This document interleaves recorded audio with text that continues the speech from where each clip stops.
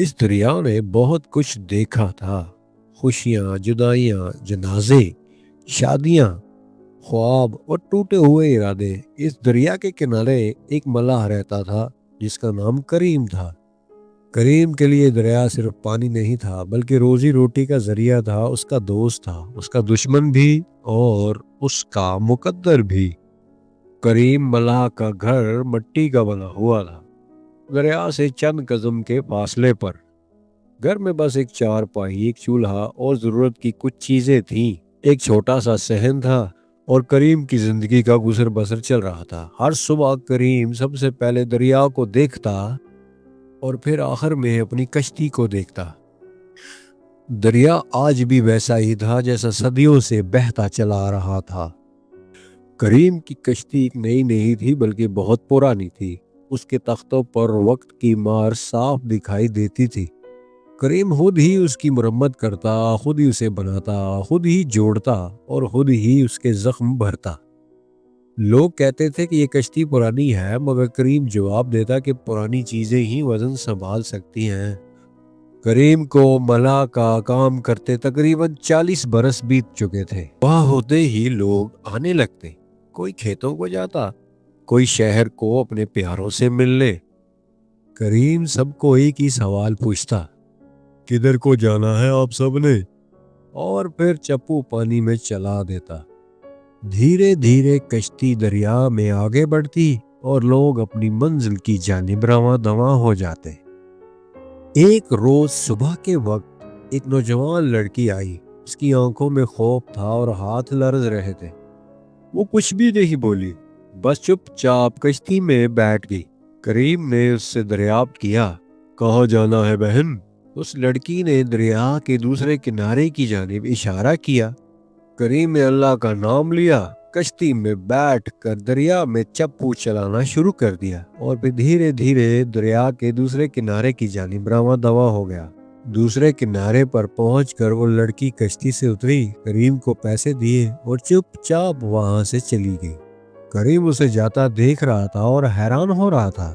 پھر اس کے اگلے دن ایک بزرگ نے کریم سے پوچھا کہ دریا کے اس پار چلو گے؟ کریم نے ہاں میں سر ہلایا، کشتی میں سوار ہوا اور چل پڑا۔ اس بزرگ نے پوچھا، ارے بیٹا، کیا تم یہی کام کرتے آئے ہو؟ کریم نے بتایا، کبھی میں کسان تھا، پھر میرا بیٹا شہر جانا چاہتا تھا۔ ایک دن وہ دریا پار کر رہے تھے تو طوفان میں بہہ گئے۔ میں نے دریا کو بہت کوسا مگر دریا خاموش رہا۔ تبھی میں نے فیصلہ کیا کہ زندگی بھر اب دریا کے سینے پر میں کشتی چلاؤں گا اور لوگوں کو ایک کنارے سے دوسرے کنارے تک پہنچاؤں گا۔ سورج سر پر تھا، کریم کے بازو دکھنے لگے، چپو بھی بھاری پڑنے لگا، مگر اس کی کشتی میں 2 مسافر سوار تھے۔ کریم جانتا تھا کہ اگر وہ رکا تو کئی زندگیاں رک جائیں گی، اس لیے اسے آگے بڑھتے رہنا ہوگا اور منزل کی جانب رواں دواں رہنا ہوگا۔ ایک دن بارش ہو رہی تھی۔ ایک امیر تاجر آیا، ریشمی کپڑے پہنے، غرور بھری آواز سے کریم کو کہنے لگا، ہاں بھائی ملاح، دریا کے دوسرے کنارے چلے گا؟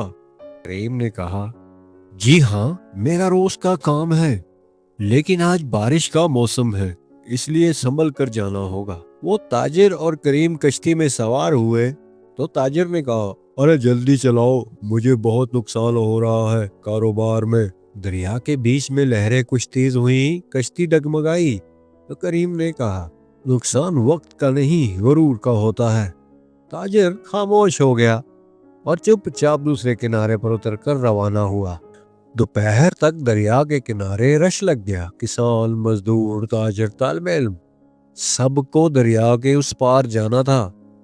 کریم مسلسل چپو چلاتا رہا، پسینہ ماتھے سے بہتا رہا، مگر ہاتھ نہ رکے۔